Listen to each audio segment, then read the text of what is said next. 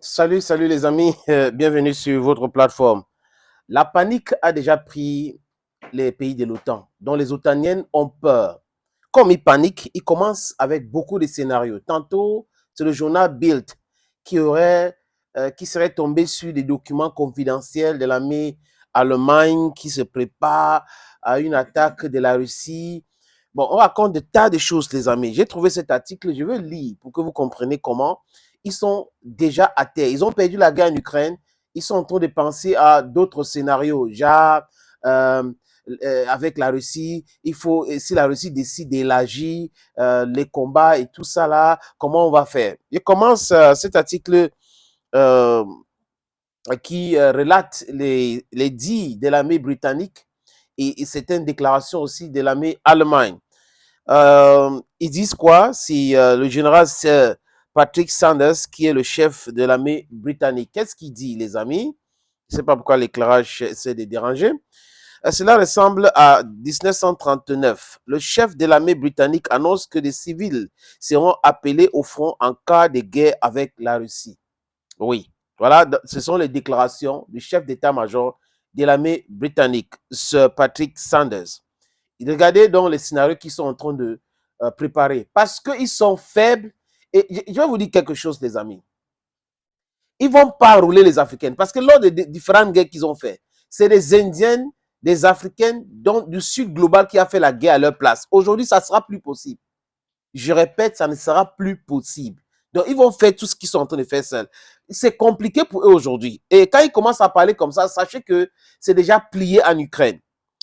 Le général, le chef d'état-major de l'armée britannique, a d'ores et déjà prévenu en cas de conflit armé avec la Russie, les troupes britanniques ne seront pas assez nombreuses. Les civils seront donc appelés au combat. Donc, les Britanniques, là, les citoyens anglais, là, de l'Écosse, irlandais, vous avez compris. Voilà donc des gens qui disaient qu'ils étaient tellement forts, ils vont affaiblir la Russie. Ils sont en train de préparer notre scénario, genre, euh, nous allons vraiment nous préparer, même les civils vont faire la guerre. On n'a pas dit ça aux civils, aujourd'hui on est en train de les préparer l'esprit. Que se passera-t-il si le conflit armé entre l'Ukraine et la Russie venait à s'étendre? C'est la question que de nombreuses personnes se posent à travers le monde. Face à toutes les incertitudes qui amèneraient une nouvelle guerre à l'échelle mondiale, les craintes sont grandes dans les chefs de civils. Le général Sanders, chef d'état-major de l'armée britannique, a apporté quelques réponses à ces interrogations. Il a déclaré déjà la quintessence qu'il y aura les civils qu'on va enrouler pour aller faire la guerre.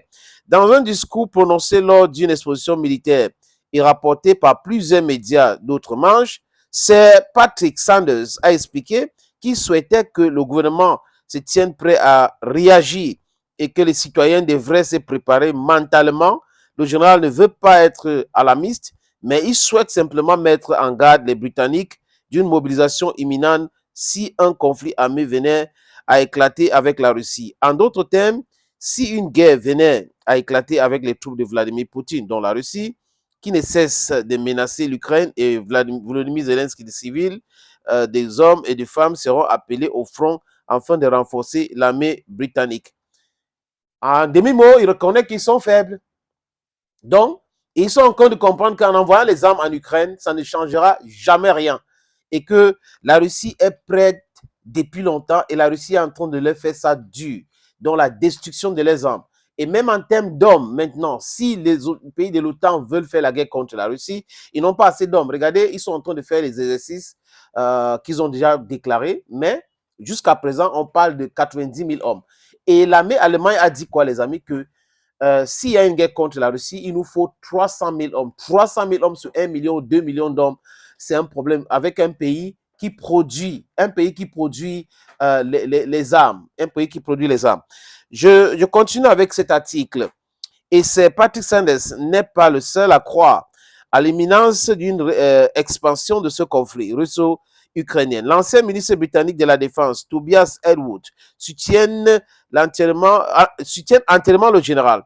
Ce qui se profile à l'horizon devrait nous inquiéter, car nous y sommes pas préparés, a-t-il expliqué dans une interview à Sky News. Cela ressemble un peu à 1939. Les régimes autoritaires s'arment à nouveau. L'Occident ne veut pas prendre le risque d'agir contre eux et les organisations mondiales comme l'OTAN sont incapables de leur demander des comptes. Or, ces régimes autoritaires vont profiter de notre timidité. Vous savez, pendant la guerre froide, nous avions 36 escadrons d'avions de combat. Aujourd'hui, nous avons 6. Aujourd'hui, notre armée et notre marine font la moitié des tailles qu'elles devraient avoir. Le constat, les amis, est amer. Le constat est amer. Dans leur tête, affaiblir la Russie était trop facile. Aujourd'hui, se rend compte que non, ils sont tellement faibles. Ils ont tellement envoyé les armes en Ukraine, les armes en Ukraine, les armes en Ukraine que il manque des armes même dans leur propre pays. Donc, ils préparent le mindset des gens. Oui, il peut y avoir une guerre contre la Russie. Comme la Russie est en train de nous faire mal en Ukraine, vraiment, préparez-vous et tout ça. Est-ce que l'opinion de ce pays-là va accepter? Voilà la question donc qu'on a le droit de se poser, chers amis, chers peuples africains. Aucun Africain, je répète, aucun Africain n'ira faire la guerre en Europe. Aucun Africain, du moins pas avec l'Occident.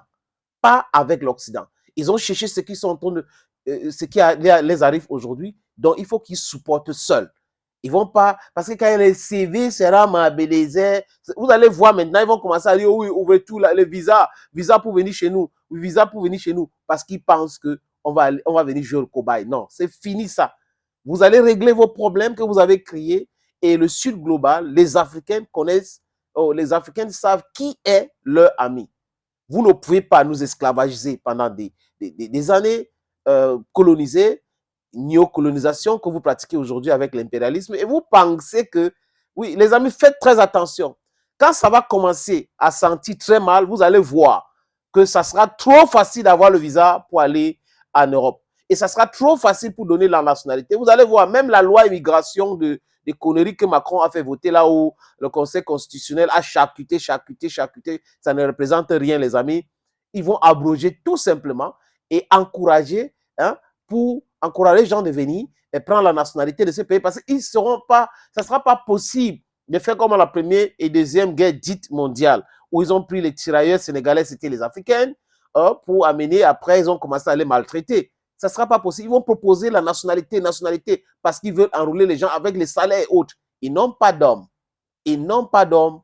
Ils ont décidé de détruire leur propre société avec cette histoire de homme, femme.